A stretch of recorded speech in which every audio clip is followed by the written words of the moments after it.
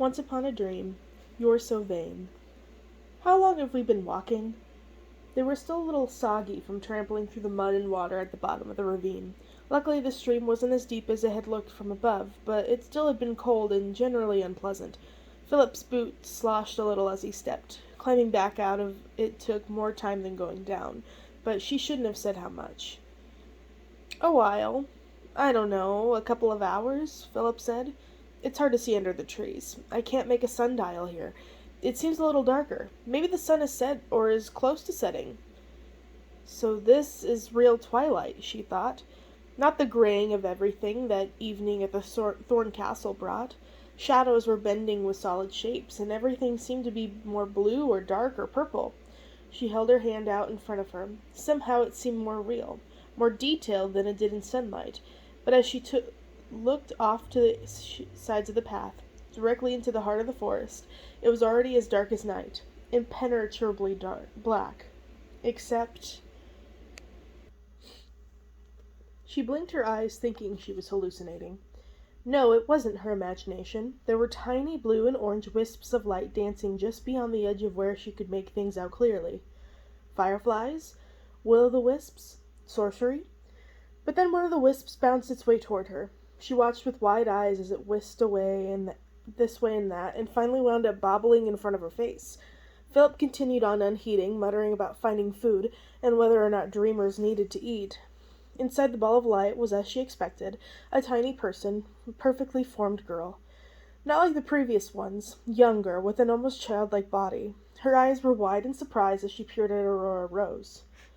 "You're a fairy," the princess stated, more for herself than anything else. "You're a princess," the tiny fairy squealed in amazement. "A beautiful fairy tale princess, in the flesh!" The ball shrank down to the size of a pinhead, then suddenly expanded, and with a pop, disappeared. The princess blinked. The fairy was now hovering in front of her, just off her toes, mostly human size. She had what seemed like endless waves of chestnut brown hair, a rather shockingly perfect tunic, and a pointy little nose. "Oh, how pretty you are," the fairy said, dipping around the girl half on her toes, half in the air. The princess spun, trying to follow. "You are from the real world?" Aurora Rose asked desperately. "Did the others send you? Are you from the cottage?" The fairy didn't answer, too busy picking at the girl's clothes and hair and any other bits that stuck out. "Hey," Philip said politely. "Who's your friend, Rose?" She shrugged helplessly, but she couldn't help smiling at the pretty, delightful, gold-sparkle trailing creature. "Please," she said, trying not to laugh at the thing's antics. "Who were you sent by Flora, or Fauna, or Merryweather?" "Oh, no." The fairy was now playing with the ends of the princess's golden hair, touching it with awe. "Those are important, serious godmothers, tangled up in human importance. We are wood nymphs, fairies of the forest. Philia, Luvia, Malalala," she called. The nonsense names quickly degenerated into bird trills and frog calls. More wisps came quickly bobbing through the trees. The prince and princess watched, astounded, as more and more fairies changed into life-size forms and landed around them. They were all tiny, skinny, large eyes, and wore very little. Not that there was much to cover. "Oh, look at your hair, it's like spun gold," one of the fairies said, "but so dirty." "Oh, your hands, so delicate," another said. The fairy's fingers were delicate too, but too delicate, tapering to pointy nothings at all. "Your skin is flawless," the third one said, hovering in the air and examining her cheeks a little too closely. "Are you a prince?" the fourth asked, turning to Philip and looking up at his face with reverence. "Why, yes, I am." "How do you know I was a princess?" Aurora Rose asked. So many fairies flew around her that she was practically cocooned in golden trails. The little sparkles were warm when they landed on her, like harmless crackles from a fire. She felt both crowded and swept up by the little army of magical girls around her. "You look like one, silly," one of the fairies laughed. "You're so handsome," a fairy mooned at Philip, her hands clasped. "Well, he said, blushing. "Look at your gown," a fairy wailed. "Your beautiful golden gown tarnished. Those rags are no fitting remnant for a royal princess. And your shoes, where are your shoes?" "Come with us," the first one said. "We will brush your hair and magic you new clothes, and fix your nails," she added with a distasteful look at the ragged, dirty, torn ones on the princess. Aurora Rose had a sudden urge to hide them behind her back. "Nope, not leaving the path, not again," the prince said firmly. "We can do it here, then." "We don't really have the time. It will stay your travels for about a moment," the fairy pleaded. "Then you will be on your way, refreshed and renewed, and properly dressed for the adventures ahead." "You look like you could use your shoulders rubbed," another fairy said innocently, turning her big eyes to Philip. "Well, now that you mention it," he said. "A prince and a princess, handsome and beautiful," the first fairy squealed, clapping her hands. "We are so lucky." And soon there were dozens of fairies flying around, lighting the area with their golden dust and creating a strangely room-like space under the trees. One made pine needles fly up together and dance into a low couch. Another conjured a mirror out of dewdrops. A third pulled tree branches together and coaxed them into forming a screen. "No, no, no," one fairy teasingly chastised Philip, pulling him away from the princess to the other side of the screen. Aurora Rose found herself surrounded by hovering, fitting bodies that changed size and dipped and flew up and down so much that she couldn't watch it anymore. Their hands were gentle and carefully tugged at the ratty gown, flying it off over her head without any issue. The princess wasn't cold, and she had expected to be. The golden sparkles were keeping her warm. Here. She was led to the pine needle couch where a fairy with a basket waited. "Tip your head back," the fairy ordered. She did as she was commanded. A warm cascade of water trickled over her head, getting at all the scratchy places. It felt like heaven. Her hands were being lightly scrubbed with what felt like pine cones. "Your prince has no idea how lucky he is," the fairy buffing her nails said, leaning in close to whisper. "He's not my prince," she protested half-heartedly. It was nice being taken care of, almost like being back home at the castle, but better. A perfect way to start the adventure. Someone was very carefully combing the pitch and tangle out of her hair. "It really is like spun gold," the fairy said with awe. Wait, that sounded familiar. But before the princess could place it, another one was prattled on. "We should give you a dress as green as the pines and that shelter you and shoes to match." Several fairies were working magic on sapling, causing cloth and fabric to appear and drape around the tree like it was a mannequin. Aurora Rose watched this and felt another pang of uneasy déjà vu. "Why do you care about clothes? Why do wood fairies care about human clothes?" "Silly, we don't, but humans wear clothes, and you're so beautiful. You need to wear beautiful clothes, too." "But we're in the woods, in a dream. I could be naked, like those dreams in which you realize you're naked." "Shh," a fairy said, smoothing the princess's hair back from her face. "Your beauty comes with a trace of fairy magic. A fairy gift, if I'm not mistaken. You will probably be the most beautiful girl in the world. Lucky girl." The princess said, thinking about this. Luck didn't seem to be a major contributing factor in her life. In the other world, as for beauty, well, she had indeed loved the way people had looked at her at the balls at the Thorn Castle. At the fairy cottage she had played at dressing up in costumes her aunt had made for her. Only once was there a time in real world when she had been dressed up properly and beautiful in front of a mirror. That was right before she gasped in pain as the memory hit her. The day she was going to tell her aunts about the boy she had met. She had come home, having forgotten it was her birthday. Time was both important and irrelevant in the woods. Stars marked seasonal changes, the moon waxed and waned, the solstices were strictly observed, but normal days and weeks and months weren't. She burst into the cottage, and there, waiting for her, was the most beautiful dress she could ever have imagined. No ragged seams, no patches, no spider webs or leaves holding bits together. It was fitted and radiant and something out of a dream. It was also hard to tell if it was blue or pink, which was sort of strange because she wasn't colorblind. She wondered where it came from. None of the few villagers or woodsmen they interacted with had anything like the dress or even the materials in which to make it. But that thought was quickly overwhelmed by joy. Joy at the pretty dress for her birthday. Joy at the idea of spending the rest of the life with the boy in the woods. joy at the cake that was somehow magically there and perfect, like something else out of a dream. And then overwhelming sadness when she found out about her 16th birthday actually meant and what the presents were for.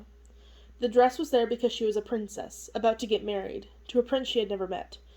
The three aunts, who had seemed to love her so thoroughly their whole life, vanished from the scene entirely when she was locked up in the castle bedroom. For her safety, she was left alone, with nothing but loss and bitterness and helplessness. Aurora Rose gulped and took deep breaths, trying not to pass out from the memory, from the great wash of sadness. Seeing these fairies conjure a dress out of thin air, she now realized where her 16th birthday gown had come from, and the cake. Something like a panic began to form at the pit of her stomach. "Shh, shh," the fairy said, stroking her wrist. "What's the matter? Everything is fine." Philip's laughter rang out behind the screen, boyish and loud. "There," a fairy said. The magic dress danced over the princess. Despite her misgivings, she stood up to receive it. It would have been rude not to.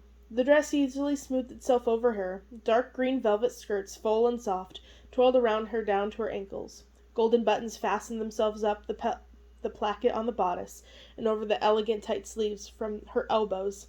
Wisps of dark green mist flowed to the ground for tippets. A collar around her neck drifted out into a cape of the same material. "Truly, you are the most beautiful princess in the world," the fairy breathed. Aurora Rose looked at herself in the mirror of dewdrops. She was indeed the most beautiful thing she had ever seen. Long neck, golden hair, wide violet eyes, narrow waist, lips perfectly pink and rosy. She turned just a bit to see how her figure looked from a different angle. The green velvet flowed softly and majestically, making a delicious little noises as the folds rippled. As talented as the castle seamstresses were, the princess had never worn anything as elegant and perfect as this.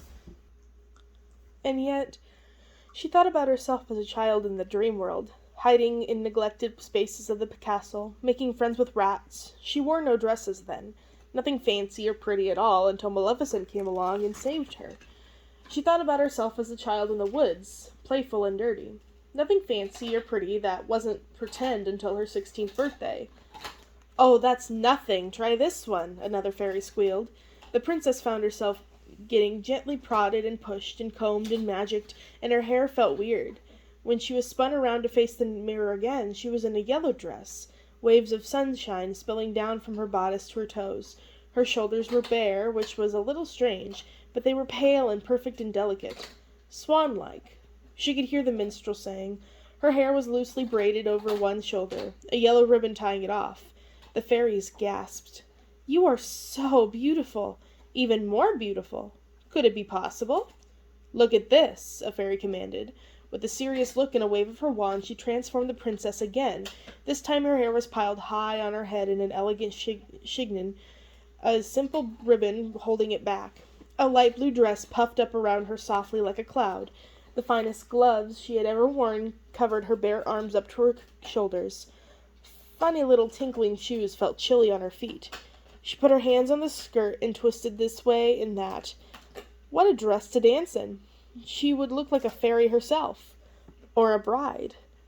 "So pretty," the fairy said, touching her hair again. "My turn," another fairy said. Little hands grabbed her. It was disconcerting and a little frantic, but gentle. Far gentler than Liana, who had also encouraged the princess to dress up, who always said how pretty she was, how beautiful, how like a royal princess, who made her stand in front of a looking-glass and admire herself in her gowns for the balls, which had been a distraction to keep her and everything else from paying attention to the situation they were in, from figuring out what was going on. "That's it, we're going." Aurora Rose turned away from the magic mirror. Tiny fairies were flung in all directions as she spun around. She pushed the screen aside and grabbed Philip's hand, pulling him from after her. He gaped and gawped at her outfit.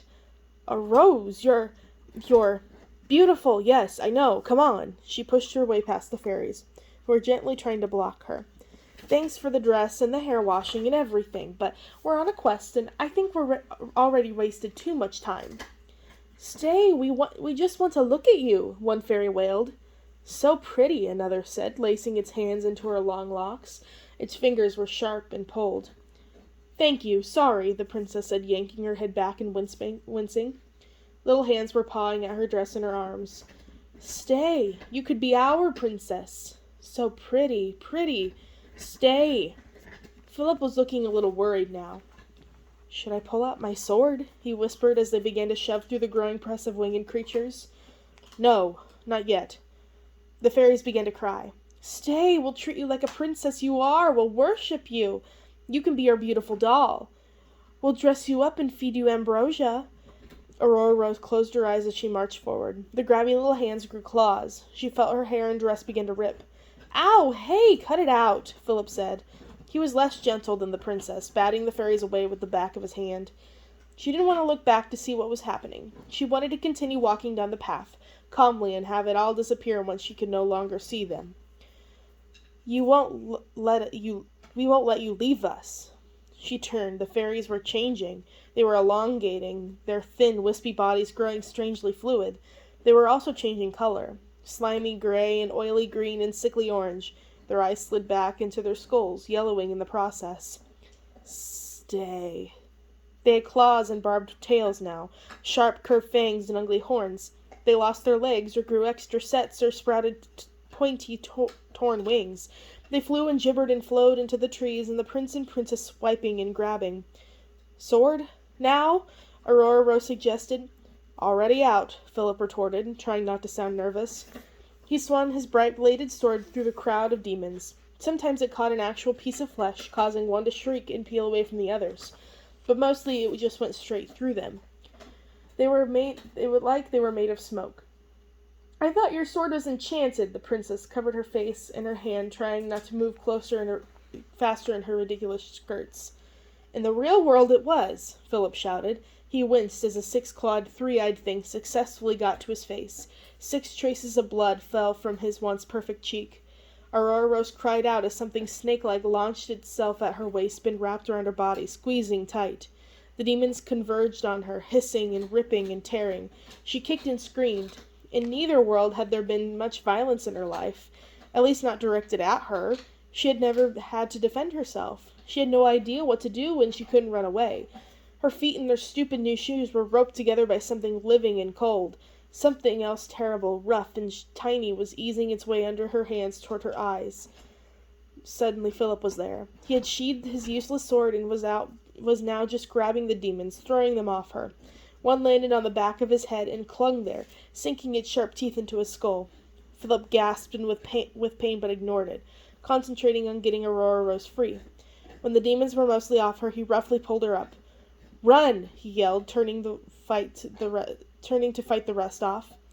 Not without you, she said without thinking. Oh, I'm running too, Philip said. Now! And the two ran into the woods, all the creatures of hell fast on their footsteps.